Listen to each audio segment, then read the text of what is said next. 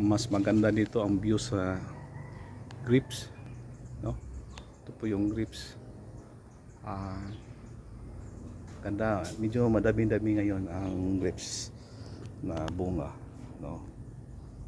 Kahit ulan, kasi andito siya sa ilalim ng may payong. Greenhouse. Ang tawag dito ay greenhouse, guys, no?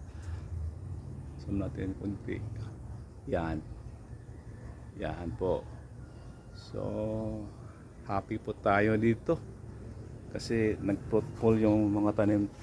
Alam nyo, guys, dito lang siya sa tub, sa balde, no? Tinanim ko. Kasi maliit lang yung space ko sa pagtanim ng grapes. So, pwede rin kayo magtanim ng grapes sa tub o kaya sa balde, no? Thank you for watching. Bye.